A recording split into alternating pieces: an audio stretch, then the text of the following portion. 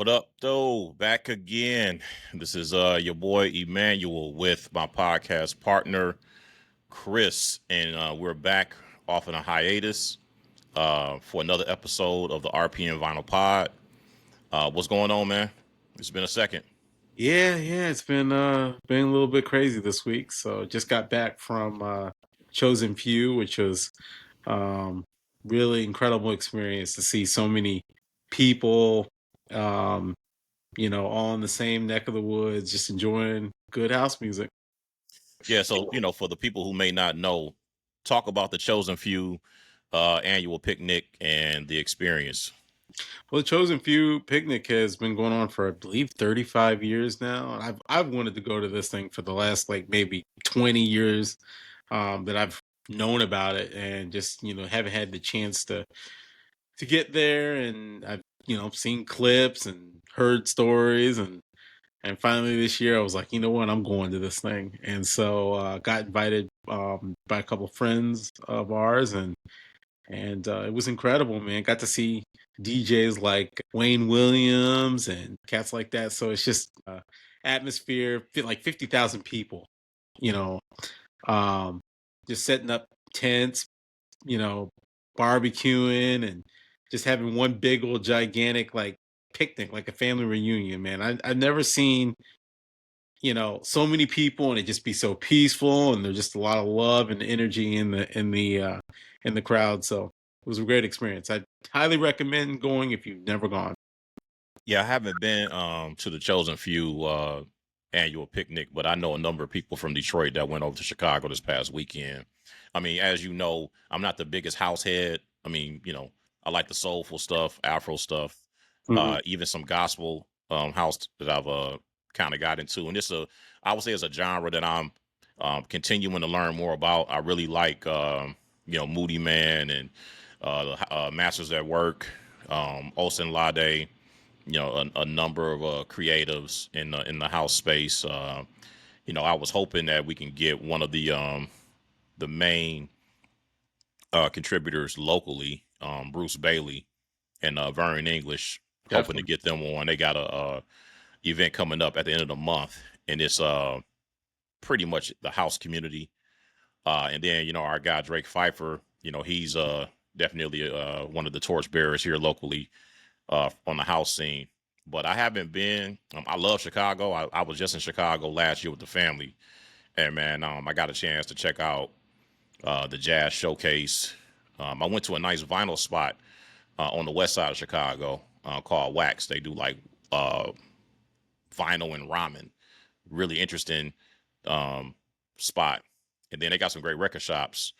While you were there, did you get a chance to go to any record shops while you were there? I really tried to get there. I just couldn't make it all happen. Like I wanted to go to Dusty Groove because that's one of Yeah. my favorite places, and just didn't get a chance to because man, it was all day affair. Like Saturday, just pack all your stuff and then you had to walk a certain distance just to get to the park. And so, you know, they they went to like 3 a.m. in the morning. It's crazy. But one of the things that I really love about the picnic is just the range of people that you see. You see all nationalities, you see young, you see old. Um, and, you know, some people kind of have a perception of like what house music is or what they expect to hear at this picnic. And there's a they were playing a lot of soul and funk and these remixes. I mean, one of the remixes that Wayne Williams did that was just crazy was he he did this remix of Donald Byrd. Gosh, what song is that? I want to say Dominoes, but maybe not all like Dominoes. But I don't know. He sped it up. Shit was funky. We talk about everybody got on the dance floor. I mean, they came out of their tents, man, and on the dance floor when he came on and did his set, and he just rocked it for like one whole hour. Um, but yeah, Ann Nesby was there, so of Oh course you know the wow. great Ann Sounds of Nesby. Blackness. Yeah, Sounds of Blackness, and she did Optimistic, and it sounded good. Her voice sounds as good as it did 30 years ago when she did. Did they have like a house remix for that? Oh yeah, man. Yeah, Okay. yeah, yeah. So I mean, yeah, they had remixed the song, the music in the background, and she was actually singing it live. It's great. Wow. Okay. It's That's dope, absolutely man. phenomenal. So yeah, the only thing that I have to say that was negative about the experience was is like they had some merchandise, and I waited in line for the merchandise, and we had to wait like I think like maybe 2.5 hours for a T-shirt. In line? Yeah, it was crazy because Wow. they actually had some made, pre-made, but then they were custom making them one by one. So I'm like, it got to be a better business model. Yeah, man. Yeah, Yeah, that's I mean, like operations, man. you order those shirts ahead of time, Hmm. and you have the stock ready to go, right? You can't be up there just trying to press the shirts to order, right? It's just you got. It was I wild to me. guess I guess Like they that didn't didn't make believe no they sense. don't believe in inventory. Right, right. And They I was no talking to carrying some women costs. in the line, and they're like, they do this every year. It doesn't make any sense.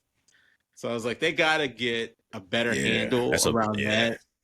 that's all bad right But there. yeah. But anyway, there's some cool things I got. Like one of the things I got a T-shirt, and then I also got like this towel that says "Chosen Few." So Okay, dope.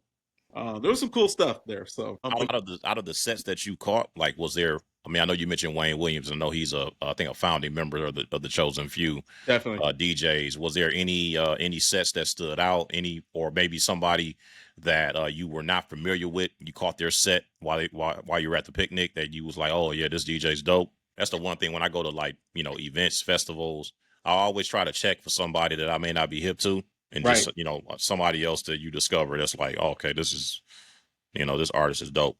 right. I gotta say, probably, definitely. Well, this is an artist that I knew of. That um, I couldn't wait to hear. Because he's considered the he's considered the GOAT, right? He's considered like in terms of when we talk about house DJs, but definitely DJ Terry Hunter was just Oh, okay, yeah. insane. Did Dwayne Powell do a set? No, I don't think so. He did not. Okay. Yeah, he was just in Detroit for an event around Memorial Day weekend, and Hmm. he's a house creative based in Hmm. Chicago, but he came to Detroit Memorial Day weekend for Now an they're event. doing another show, I believe. I don't. I'm gonna. I think it's a birthday celebration for Harry Hunter that's got like everybody. I think Rakim is coming, Oh wow. DJ Jazzy Jeff. I seen so many people on this list that are going to actually be there. I was like, man, I might have to come back to Chicago just for this.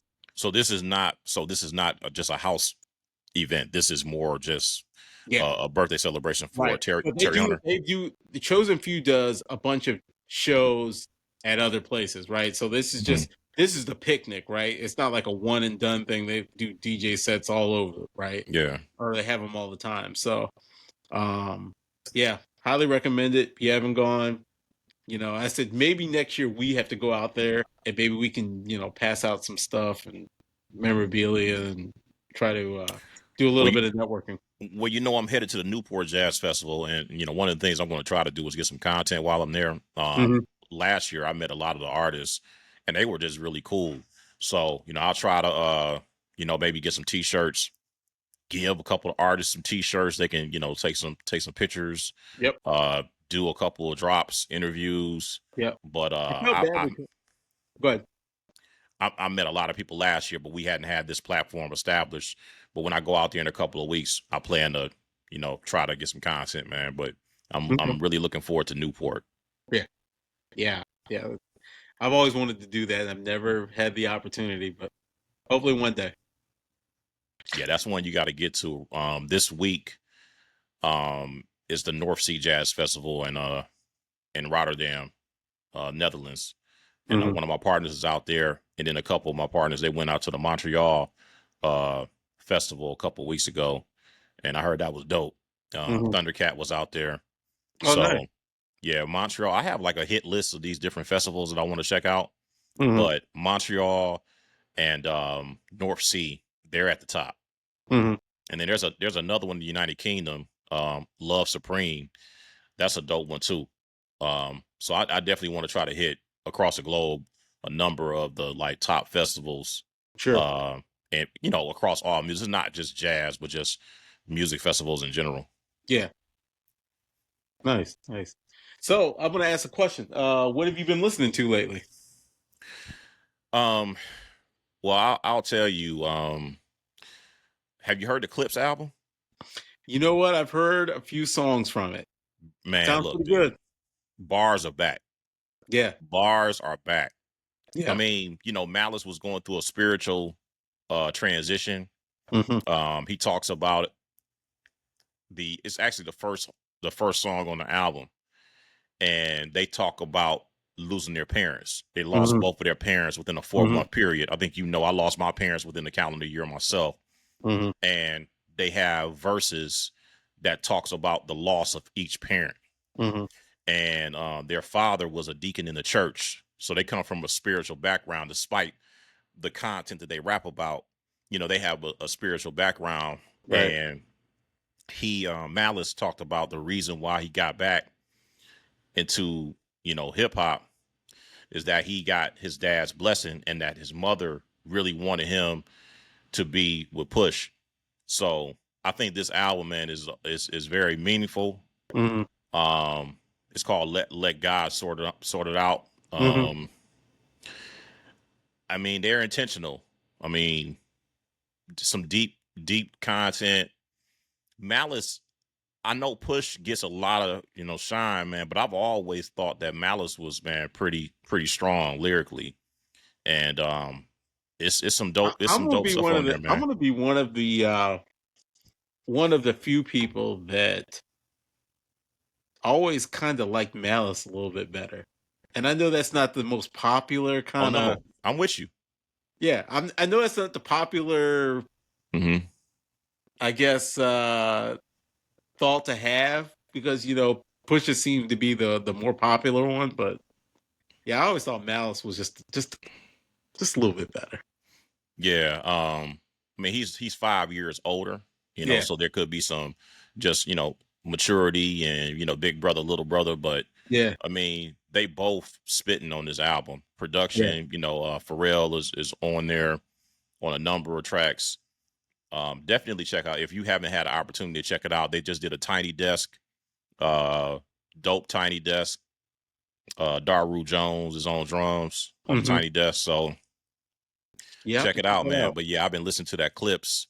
And your man's you put me up on well, I was familiar with Kaidi, but I wasn't really checking for him. Right. But I started following his social media, and he drops like these albums every day. Yeah, he does it every day. And I caught this Brazilian joint that he mentioned the other day. Monica Lingues. Man, I grabbed the album after listening to it. It's incredible. I think it was released in maybe the 70s. Yeah. But I was not hip, and I'm into a lot of Latin and Brazilian music. I wasn't hip to this artist, but it was great. So Yeah, I've been listening to that. posted that one album that we talked about kind of off record, that I was like, man, I don't want nobody to know about this album yet. But he posted it. What was the Marcus Ariel? Yeah, Ariel. Yeah, he did post that. Said the Bamboo. Yeah. Yeah, sure did. I did see that. Yeah. So offhand, I mean, that's there's another band from the United Kingdom, Coco Roco. It's an Afrobeat band. They just dropped a new album. I pre-ordered it, so I'm just waiting on it to deliver. I streamed it, and it's a nice Afrobeat type of jazz funk sound. Yeah. So as of late, I've really been listening to the Clips. Like I've listened to the Clips album every day since it dropped. It dropped on Friday, and I mean, I can't. Every time I listen to it, there's another bar that I catch. Yeah. So, yeah, great album though. Yeah. What about yourself? After last week, we had talked about we were comparing Tribe's first 3 albums. You had to go back and do some due diligence. So I went back and I went back and had to play Aquemini, because it had been a long time since I played it. and that's really a great album. It I is. mean, Spody Yodi, Dopalicious. I drove all the way to Man, Chicago and played it front to back, no and skips. no skips. No, you may have a point. You may have a point, but I played that. Let's see, I got a few albums over here that I. So let's see. In the last couple of days, I've been playing a little Mad Lib here. Okay, which album? This is EP. This is a little EP, the Joe McDuffie Experience. I don't have that one. So yeah, this is nice. This is some this is one of his aliases, Joe McDuffie. And Joe McDuffie is a keyboard player. I'm just laughing at some of these names. Like he says Otis Jackson Jr. on drums. So he's saying he's on drums. Joe McDuffie's on keys. Everybody knows yesterday's new quintet is all Mad Lib. Yeah, I liked yesterday's new quintet. But this is good. I love my 90s hip hop. Beat nuts. Oh wow. Stone crazy. Yeah. Doesn't get no better than that. Psycho Lesson, Juju. That's right. And then we're talking about house. And I love, as you know, I love house music. And I think one of the modern generation of house producers that's just everything he puts out is incredible to me. I gotta say, Myron the Aquarius. Not hip. Yep, Gone Today. This right here, great album. Yeah, you want like he's really like a classically trained keyboard player that learned how to make house music, and keyboards are just crazy on this. Just insane album. More classic hip hop. DJ Quick. Balancing options. Yeah.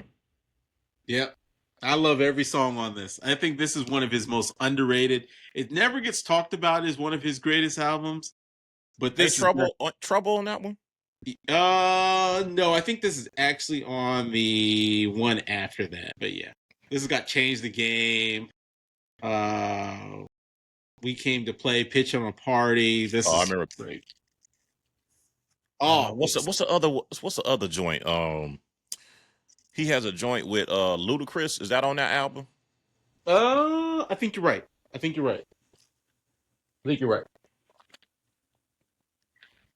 Yeah, that is man,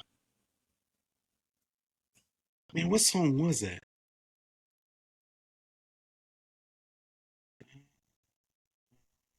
Spur of the moment. Maybe thinking about because I think the song is on a Ludacris album and it's on DJ Quick. Maybe it is. I don't think it was this one. It might have been another one. Okay. But yeah, great album. But I really love Rhythmalism. Oh yeah, me too. Safe and Sound. Me too. Safe and Sound is probably my Safe and Sound is out of all of his albums is probably my number one favorite. Yep. And then Rhythmalism might be a close second. Man, the production on Rhythmalism is incredible. Just incredible. I mean, he just got such a great sound and so consistent, right? Mm-hmm. I don't care what. Every single one of it, he hasn't made a bad album ever. Every single one of his albums, in my opinion, great. And then, what was that album that he did with? What he did with that one rapper? I'm trying to think. A few years ago with Problem. Yeah, Rosecrans. Yeah, Rosecrans. Yeah. Man, did you hear that? That joint, Another Night, where they stretch out. Yeah. They stretch out for like 7 minutes, and it's just they just jamming. Yeah. It sounds like a Tonight Part 2. Right. Oh man, that song's incredible. Now I will say this. One of his best produced albums, and I even almost consider it like a Quick album, right? Is I don't know if you remember that group Second to None. Oh, I'm up on Second to None. So the second album that they came out, the first album is cool, right? Mm-hmm. That was Quick production too, but that second album that they had, Classic 220, oh my God. it's like he gave some of his best production Yeah, he to was them for that unselfish on album. that one. You're right.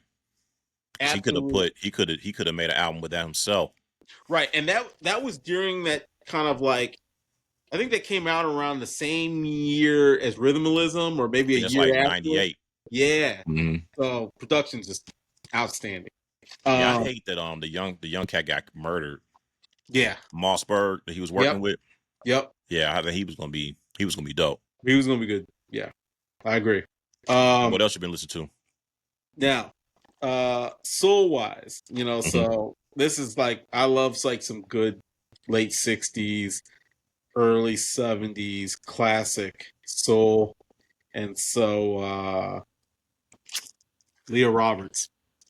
If you don't have this album, this right here, she's got an incredible voice, and the production is by uh, one of my favorite producers of that time. His name is Wade Marcus. Hmm. So just nice, soulful production. She's got just a rich, soulful voice. So yeah, you ever see this record, Leah Roberts? Excuse me, I I'm want to headed talk to to a you. record show on Sunday. Yeah, There's yeah. a in your old stomping grounds, Ann Arbor, at Oh, the Weber oh, Inn. at Weber's. Mm-hmm. Yeah. Oh, you say it was this Saturday or next Saturday? It's Sunday. This Sunday Okay, coming up. okay, Yeah, okay. I saw the email. Now there's a So seller, I can't think of the name, but they usually, when you go through that room, right? mhm. They usually have the table that is like the first table you see off to the right. So you'll come in the room, and off to the right, they'll have like one of the biggest tables. That is the table. I forget the name. If I'll see if I can try to remember what their name was, but they've got nothing but like some of the most rarest records you've ever seen. And they're the quality of the stuff they have is above everybody else in that room, right? The I bet it prices are go. good too. I was about to say, what's the price tag though? Well, yeah, I mean, you know, Because I think your threshold and mine are a little different. You talking about somebody who's a purchasing professional, man. I don't I have my limits, bro. Unless it's something I'm and that's really where I will unless it's say something I'm really looking for. that's where I am probably a little different Oh yeah. because if it is something that I'm looking for, um, I have to have it. If it's within a price range, right? Okay. Um, you know, but that's on. But see that works for like the albums that I really care about. Like albums that I've spent a lot of money on is of course David Axelrod albums. I just you know they're albums that I've dreamt of having, right? Mhm. Um, like when I got Starview and I got Dorothy Ashby Rubaiyat. I mean, those are records I paid a pretty little penny for. But that's just because I've listened to those albums Mhm. um and just dreamt of having original copies. But I mean, there is some limits. If some of these records are now getting into the thousands of dollars, and it's like I can't go that far. I just can't do it. You know, It's not going broke over this record. couple albums I'm looking for. If I can find some Brazilian stuff, Yeah. I might spend a little bit more. Nothing on the hip hop. I'm a Jamal, like the one album you were telling me about. If I can find that Oh at a decent price, yeah. yeah. If I Yeah. can find that one, that'll be good. Um, I'm trying to find more of the Strata East hmm recordings. I You're like the you're stuff. like in the neck of the woods where that stuff Mhm. should be very findable. Really, it's a price. And then that group I was telling you about, the Visitors, Yeah. they have like 3 albums that I'm looking for. I have a price point that I'm willing to pay, but those are a Right. couple albums I'm looking for. The Visitors, it's a couple of Brazilian albums I'm looking for, and then like any type of Strata East recordings. Yeah. Yeah, I mean that record show you should. And you might have to, you might have to spend a little bit more than you Hey want to man, spend. What is your threshold for a Strata record? man, I have a little bit of a system, and what I try to do, I buy used. Okay. Unless it's a new release, I try to buy used. I don't have a problem buying a reissue used, especially if the original is just ridiculously priced. But Okay. most of the time, I'm willing to pay usually 30 and under for used, unless it's something that I really want to get. And I used to be able to get things for less than 20, but now things are, you know, prices are going up. Like things that I would see a few years ago that might be like $9.99, $20 now. Things that Oh I saw yeah. for $20 now 30, $40. Um, I will probably say if it's something that I really want, probably $100 probably be my threshold for one album. Um, if I can't get it under $100, man, I'm just gonna I'll find a reissue. Yeah. Now I mean I'm not gonna pay $100 for a reissue, but if it's an original, I'll consider that. Otherwise, man, like getting into the hundreds of dollars, I'm not doing that, man. I'm cool. Especially if I can stream it, I'll Yeah. just stream it until I find it at the price point that I'm comfortable with. But I'm not going over $100. Yeah. I'm cool. That's not your story though. Because you I mean, shared with me you it purchased all some depends albums in though. the hundreds of dollars. It's all depends because like Mm-hmm. the thing is that there's some there's some records that have high price tags Mm-hmm. that I'm I'm not there's some records that have high price tags that I don't think are worth the money, right? Mm. Like Example. anything that I do spend a ton of money on for original copies, it's got to be an album that I absolutely love and like cherish, right? Mm-hmm. So, I mean, I think the biggest thing about the record price is just going through the roof. That's been kind of an annoyance. Is I just remember, pre-pandemic, where going to the dollar section and get a lot of great stuff, right? There is no dollar section anymore.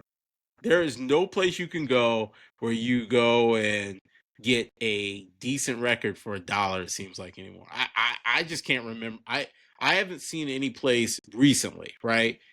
This is not like it was Years 5 ago. to 7 years ago, right? Yeah, I would agree. I mean, and it's kind of a shame because, a lot of record shops and dealers are just inflating these prices through the roof for stuff that just you could used to get for $1, and I miss that, right? Um, but then you like wonder, you wonder how these records have gotten so expensive when there's so many reissues out here. Like, and we're talking about reissues of very common albums. Like I've seen, it's kind of funny when you go to the record shop and you actually see people that you can tell they're new to collecting records and they will actually go buy a reissue of a very common record, right? So I'll say, let's say it's what, Steely Dan, Uh, Aja, yeah, Aja. We'll take Aja Steely Dan, right? This is a record that you should be able to find $10.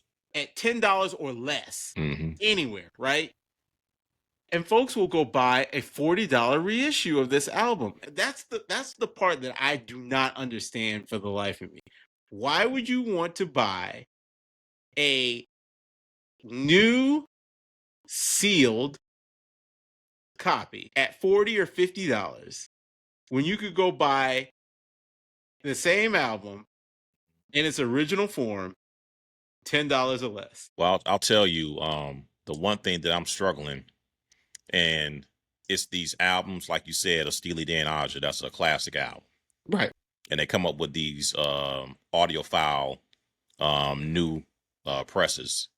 So they have the UHQR for Aja, and it's like one of my favorite albums.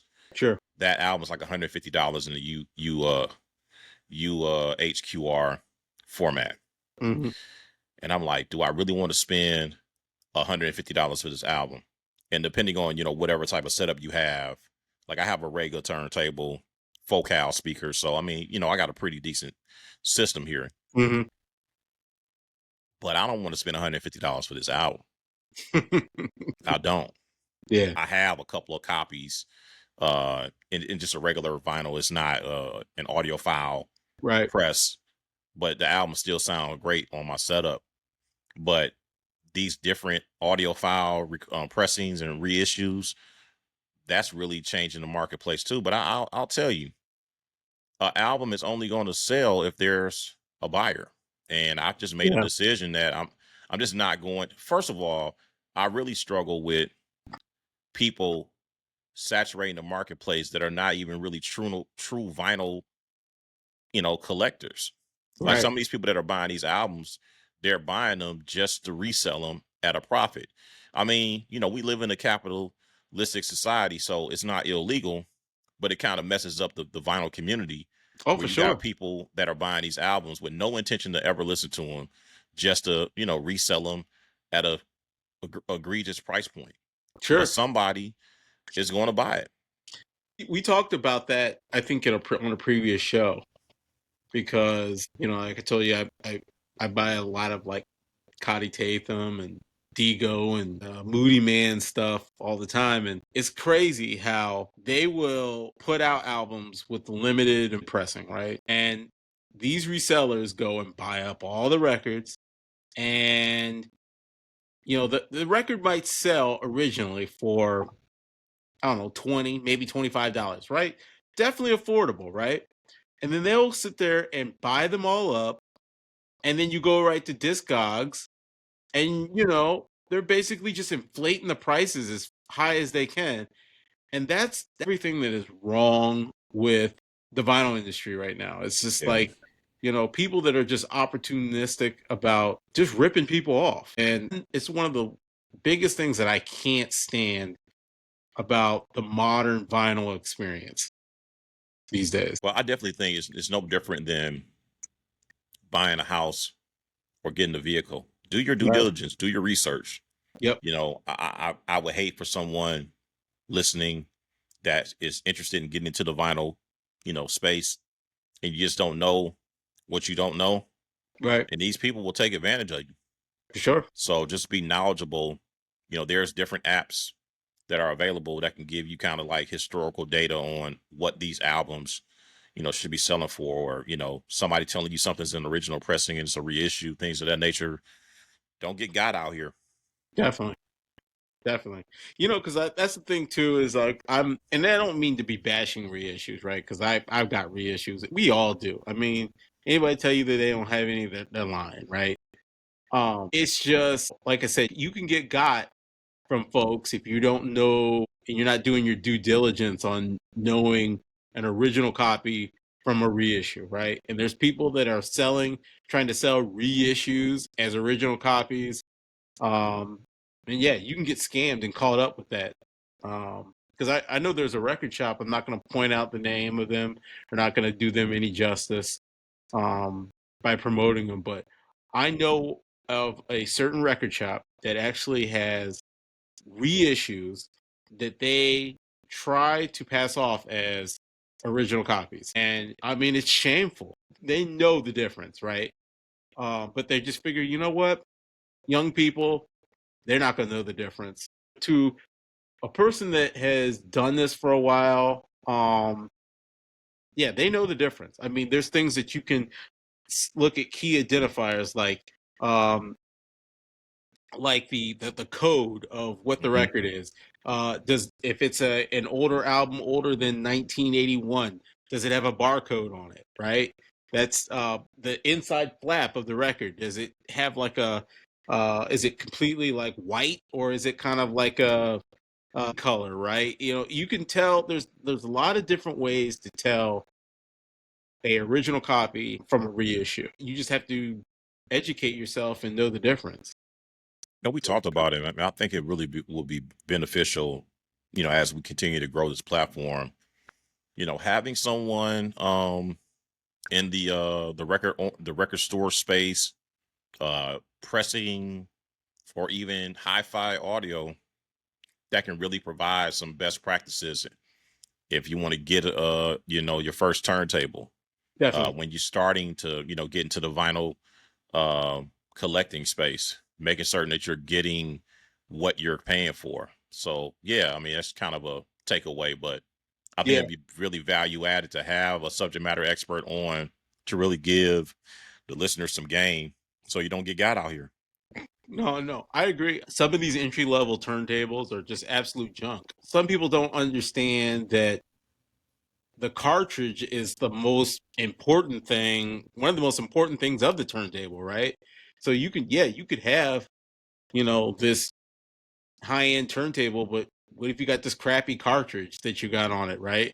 That's going to affect the sound. And some of these cheap records have um, really cheap cartridges with abrasive needles that can damage records, and you know, uh, like I just, every time I see somebody with like a Crossley turntable, I just shake my head like, why would you buy that junk?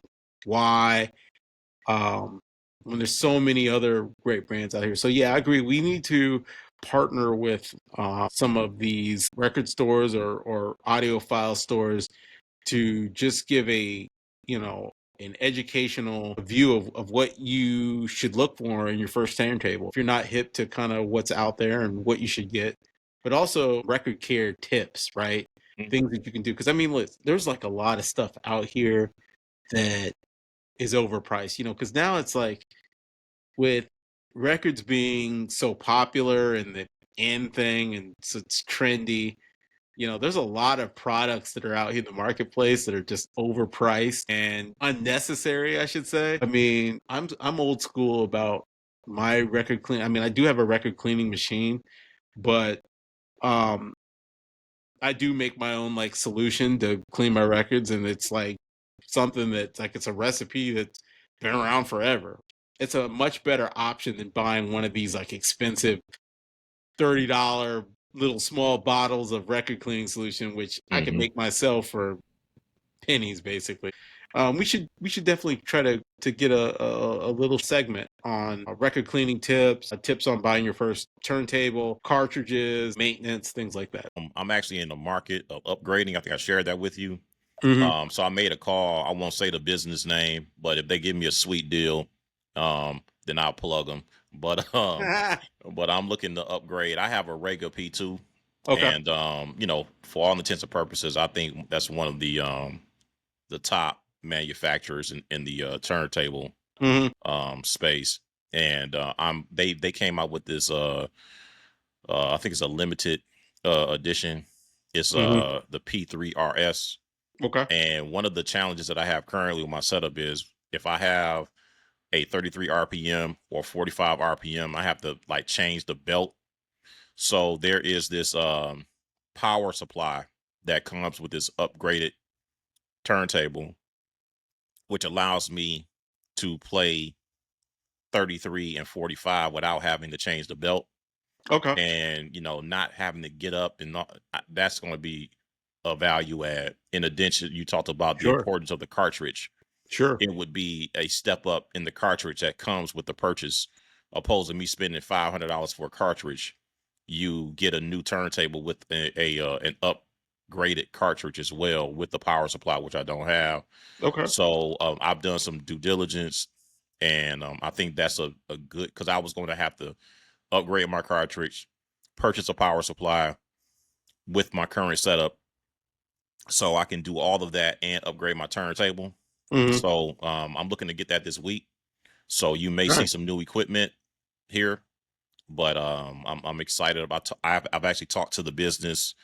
They have it in stock, and I'm trying to work out a deal where I can trade in my Rega P2 and upgrade to the P3 RS. So if Okay. they give me a Nice. good deal, we can, show them some love. And Yeah. I've also talked to them about potentially coming on and talk about just, you know, best practices once you want to purchase your first real turntable. I don't want to hate Hmm. on other manufacturers, but if you're stepping up to the big boys, these guys are pretty knowledgeable. Definitely in southeastern Michigan, one of the go-to places to get hi-fi audio. Nice. So man, we were talking in between episodes, and we got on the subject of comedy. And both of us love comedy, and I think we have an appreciation for wit and and black exploitation. So we talked about comedy albums, and I had a chance after we had the conversation to kind of look at some of the comedy albums that I have. A couple of them I inherited from my parents. Mm-hmm. But what are some of your favorite comedy albums, man, that you were able to dig up since the last time we talked? This is actually one of the genres I have a ton of albums from. And it's kind of crazy because, I started off with, like, of course, Richard Pryor and going from there, in terms of those albums. But, like, I started getting into Rudy Ray Moore. So this is Man, my second Rudy Ray Moore album. the Look at great these Rudy Ray covers, Moore. man. The great Rudy Ray Moore. Yes. So how did you, okay, because we're around the same age. Yeah. How did you discover Rudy Ray Moore? Did you find some videos from your parents or something, or Yeah. your uncle, or how did you Yeah. discover Rudy Ray Moore, man? This album is crazy. I think when I got this album, that was the first one I got. I was in a record shop in Toledo. Okay. And I was thumbing through the records, and and I think it was in the dollar section. And I seen it. And I was like, God what bless is the dollar this? section. Yeah. I think this was even before I knew what Dolomite and all Put that. that album up again, because I'm trying to see what's on that album. Oh yeah, I know why you picked it up. You saw some titties. Hey, That's what it was. I looked. I said, I bet this album was crazy. Let me get this. Right. It was only $1. Right. I gotta get this one. Right. Yeah. So it's funny, and you know what's funny? What I love about these adult comedy albums is that usually the music is really funky. Like they'll have like really funky music, and then it'll just be these comedians telling raunchy jokes over the music, right? And so yeah, so that's Rudy Ray Moore is one. Of course, I talked about Man, Red Fox. I love Red Fox. And he's always been one of my favorite comedians. A lot of people just think that all he was just Sanford and Son. No, he had a comedy career way before then.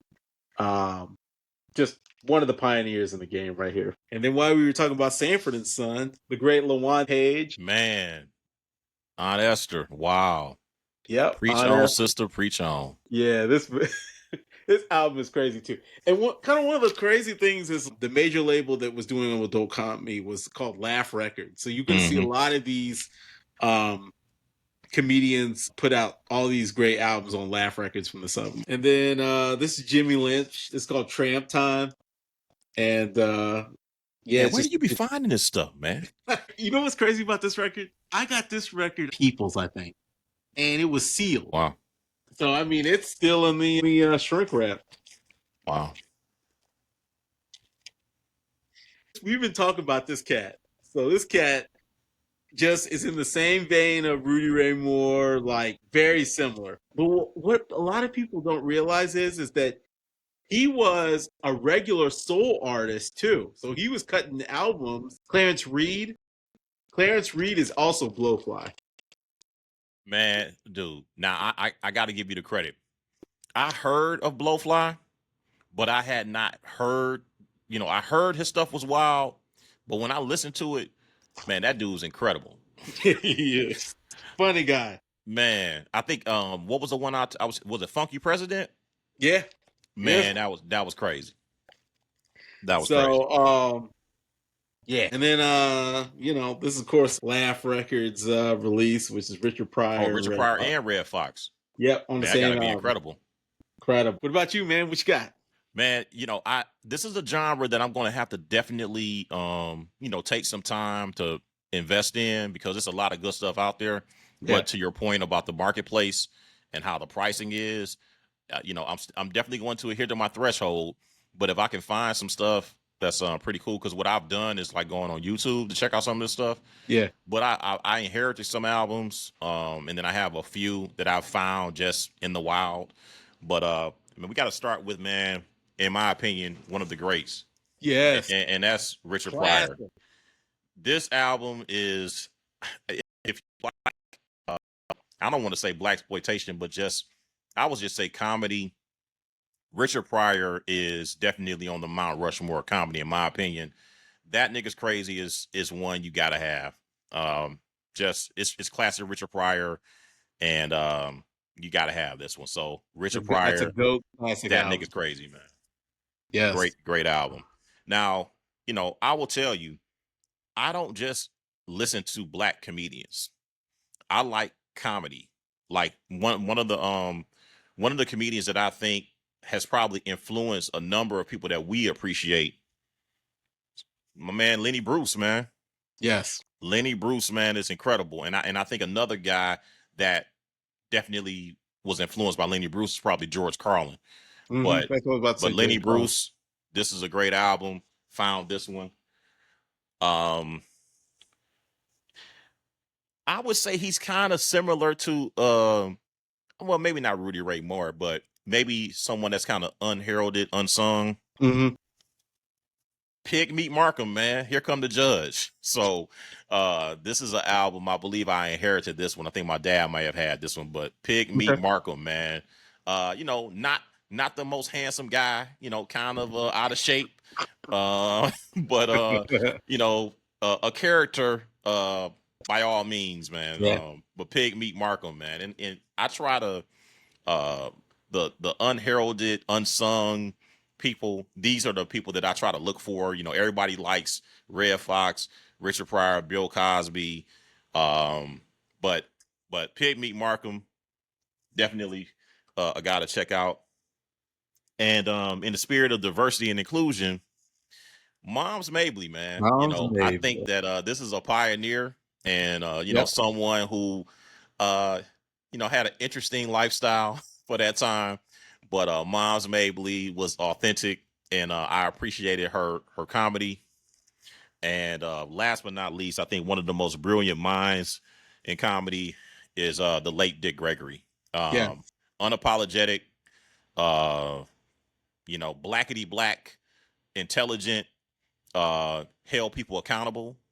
I want to say, what's the guy's? I don't know if it was Dick Cavett, but it was. I want to say it might have been Dick Cavett or Mike Douglas, but he was the first black. I want to say he was the first black artist that got a chance to sit on the couch on the show, and he was like, he didn't want to do the show unless he was going to be allowed, or treated just like another white guest. Right. So Dick Gregory, always progressive. Some people might know him from the Bahamian Diet, but long before that, just an activist. Someone who was a civil rights activist, and just intelligent. I think about where Dave Chappelle, the Dave Chappelles, the D.L. Hughley's, these witty type of comedians. Yep. They owe everything to him. Absolutely. Paved the way. I believe they were influenced by Dick Gregory. He was intelligent. He looked the part. So, I definitely think that Dick Gregory is a part of that, in my opinion, Mount Rushmore of comedians. And I think that he was an intellectual comedian. And that's kind of the comedy I prefer. Don't get it twisted. I like to laugh, but I also like to think. And I think Dick Gregory is one who was intelligent and also, hilarious. So I agree. Those are some of the comedy albums that I have. Yeah, it's a great list, man. Yeah, man. Anything going on in St. Louis? Any upcoming events you and the missus might be checking out? Did you hear about Raphael Sadiq's? Yeah, the No Bandwidth. It's a one-man show. I think he actually are they coming to St. Louis? I think he might be, or coming close. So I may want to go try to check that out, because I think one of the those tickets went on sale like Friday, I think. Yeah. Oh yeah, you don't want to sleep on that one. Yeah, I kind of want to see him, because he's one of my favorites, and I saw him last year, or was that a year or two ago? I think when Tony was on tour. Yeah, when Tony. Yeah, it was. I think it was like a year ago. Yeah, that was a good show. Oh man, excellent show. And then unfortunately, Dwayne passed away. Yeah. So to your point, it's like you don't know, man. Things happen, and you don't want to miss these shows. Yep. Oh, He's I tell you what I just found out. uh-huh. About a show that I want to kind of go to, but it's going to require me going to New York. Oh, where you Um, trying to check out? Kareem Riggins is doing a show with a cat that I was telling you just about to check his album out, Telemarcus. Oh yeah, it was sold out. The vinyl was sold out. Yeah, They're doing a show together? they're doing a show together. I saw it today Damn. on Facebook. I was like, oh man. What's the date on that show? Uh I'll have to look it up. Hey man, Um I'm willing to travel. Like definitely if it's something that's not gonna happen in I, Detroit, I will believe it was travel. I believe it was at the Blue Note. Okay, So yeah. I mean, I love Kareem Riggins on the drums, and Telemarcus is just an incredible keyboard player. I mean, he really reminds me of like Kiefer or Robert Okay. Glass. If that's your kind of thing, you definitely would like Telemarcus. Um, but yeah, I'm still going to try to hunt that album down for you if I can Okay. somewhat find it. Um, and I know you like Weather Report. I Hmm. mean, I like Weather Report, but if if you like that kind of sound, this is right up your alley. Okay. Yeah. I'll definitely try to check. Who knows? Maybe I can run it to somebody that might have it at the record show this weekend. Yeah. Well, me and the missus, we checked out PJ Morton and Oh, how was that? Good show. Kevin Ross.